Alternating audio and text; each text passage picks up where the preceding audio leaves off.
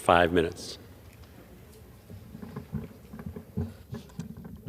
Mr. Speaker, I wear my mask in solidarity, in support of the families, the children, the seniors being impacted by the Canadian wildfires.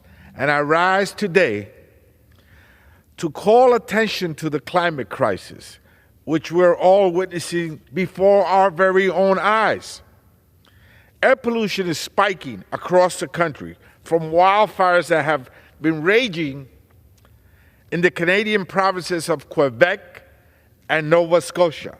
To be clear, Mr. Speaker, this is just the start of the Canadian wildfire season, and it is evident that due to the human and societal impacts on climate, there is an increase in wildfires season length, frequency, and burnout. Mr. Speaker, climate change is not a hoax. We're not only seeing the haze from these fires, we're also feeling it in our very own lungs. The environmental and public health impacts are very real, and we must do more to hold polluters accountable. 37% of the total area of forest burned in the western U.S. and Canada since 1986 can be linked to emissions released by the world's 88 biggest fossil fuel producers and cement manufacturers. Air pollution from wildfire smoke has become a significant health risk in the United States and is growing. Mr. Speaker, climate change is not a hoax. In my city of New York, we're being severely impacted, and we're taking extreme precautions, especially for children, older adults, and asthmatics.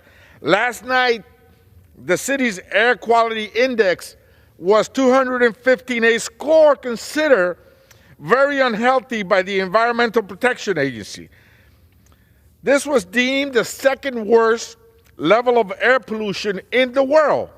The situation is so grave that Mayor Eric Adams called on schools to cancel all outdoor activities today. Mr. Speaker, climate change is not a hoax. Is this the future for our children? Let me remind you that millions of Americans die each year from air pollution-related health issues. In 2016, around 4.2 million premature deaths were associated with fine particulate matters, according to the World Health Organization. That is why I'm insisting on passing my bill, the Green Climate Fund Authorization Act, which will authorize appropriations to the Green Climate Fund, ensuring that the U.S. is a leader in global solutions to combat climate change. Again, Mr. Speaker, climate change is not a hoax. Moreover, we know where the money goes. It matters. Join me in this fight in co-sponsoring the Green Climate Fund Reauthorization Act. Mr. Speaker, climate change is not a hoax, and I yield back.